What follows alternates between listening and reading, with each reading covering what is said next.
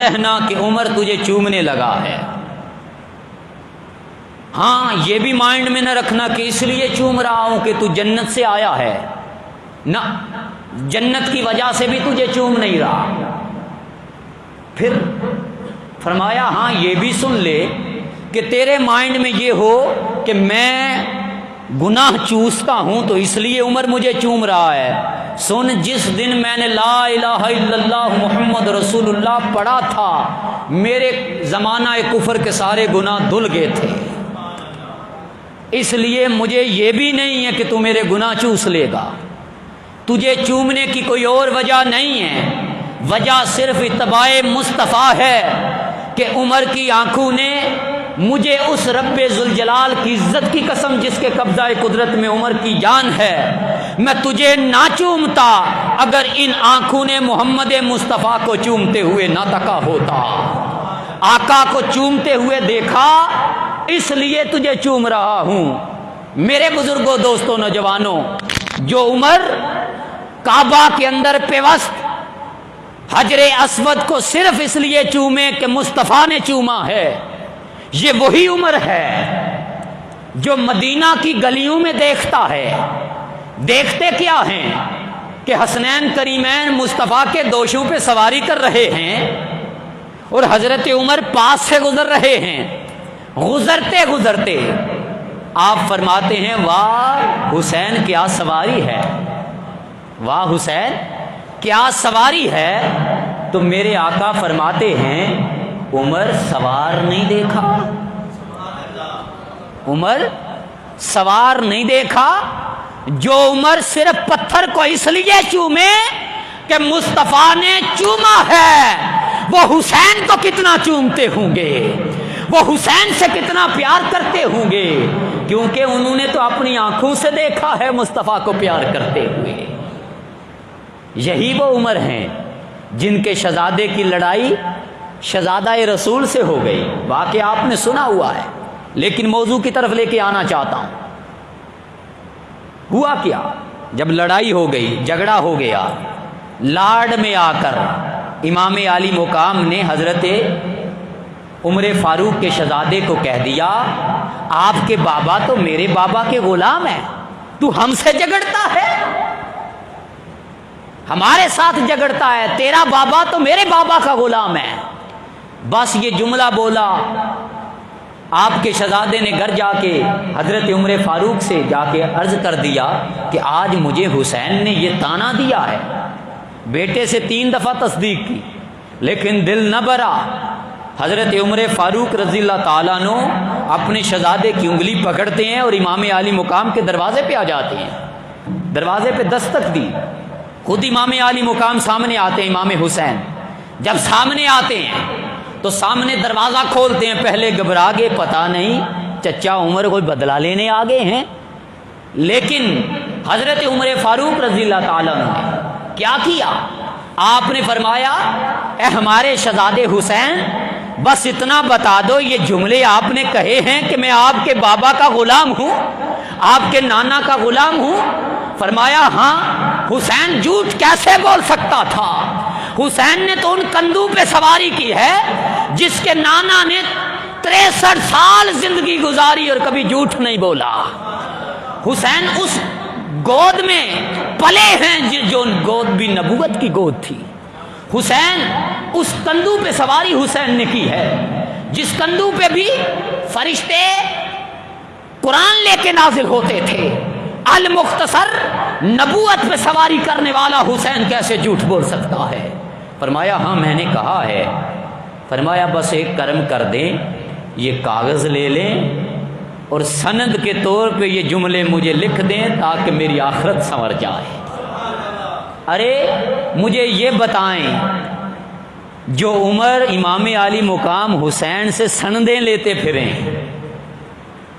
حضور کو پیار کرتا ہوا تکے، وہ ان سے بغض کیسے رکھ سکتے ہیں جن کا حال یہ ہے کہ اتباع مصطفیٰ میں ان کا جینا مرنا ہے کہ کسی سفر کے لیے روانہ ہوئے، مدینے سے باہر نکلے کہ ایک ٹیلے کے پاس گزرے، آپ نے اپنی سواری کو گھمانا شروع کر دیا، سواری گھومتی جا رہی ہے، کسی نے پوچھا، کیا پوچھا؟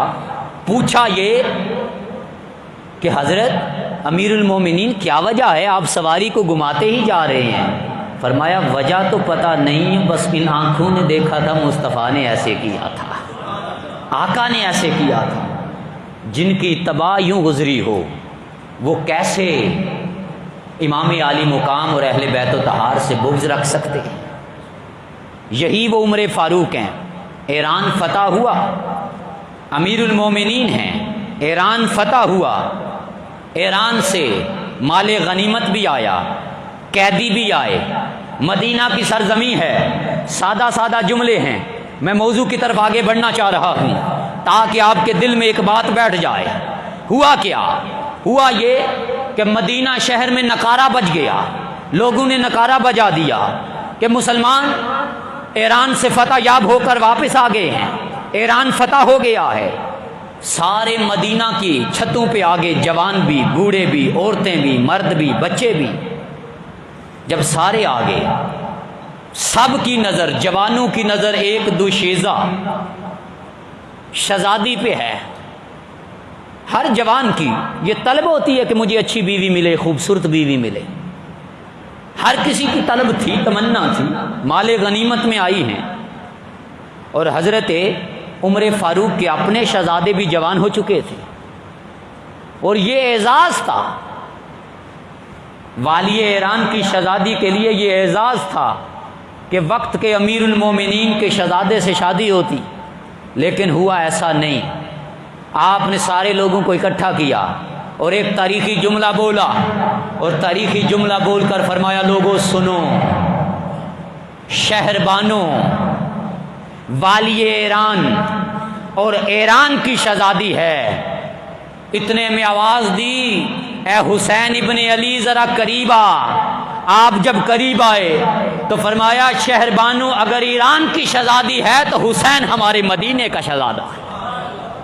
سیدی مرشدی یا نبی، سیدی مرشدی یا نبی، یا نبی۔ اب امام عالی مقام کو بلایا گیا، آپ نے کہا سنو، میرے نزدیک اس شہزادی کے لیے بہتر شہزادہ حسین سے کوئی نہیں ہے، اور حسین کے لیے میرے نزدیک اس شہزادی سے بہتر شہزادی کوئی نہیں ہے۔ اب ایک سوال چھوڑے جا رہا ہوں آپ لوگوں کے لیے بھی، جو یہ کہہ دیتے ہیں کہ ان کی دشمنی تھی، اگر بیچ میں نکاح حسین اور شہربانوں کے بیچ میں سے عمر نکال دو گے تو زین العابدین کدھر سے تلاش کرو گے؟ علی اصغر کدھر سے تلاش کرو گے؟ علی اکبر کدھر سے تلاش کرو گے؟ 12 اماموں تک کدھر پہنچو گے؟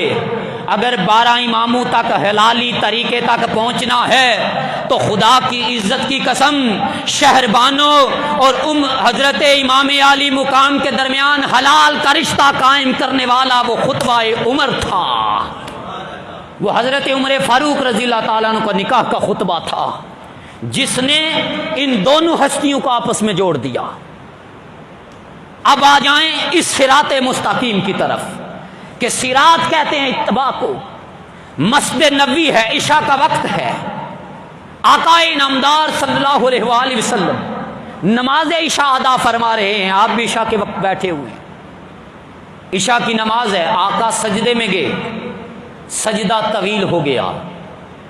حضرت ابو سعید خدری رضی اللہ تعالیٰ عنہ اس حدیث کے راوی ہیں، راوی روایت فرماتے ہیں سجدہ اتنا طویل ہو گیا کہ ہم میں سے ہر کسی کو یہ گمان ہونے لگا کہ معاذ اللہ حضور وصال تو نہیں فرما گئے۔ کئیوں نے سر اٹھا کے دیکھا، جب سر اٹھا کے دیکھا تو ماجرا کچھ اور تھا۔ دیکھتے کیا ہیں؟ دیکھتے یہ ہیں کہ آقا سجدے میں ہیں اور حسین آقا کی پشت پر ہیں، طہارتوں کے مقدر کا ذہن بیٹھا ہے، میری بطول کے چینوں کا چین بیٹھا ہے، میرے محبوب سجدے کو ذرا لمبا کر دے، تیری پشت پہ میرا حسین بیٹھا ہے۔ علی کا دل فاطمہ کا چین راضی ہو، لازم ہے کہ شاہ مشرقین راضی ہو۔ بتا دیا نبی کے طویل سجدے نے، نماز اس کی جس سے حسین راضی ہو، نماز اس کی جس سے حسین راضی ہو۔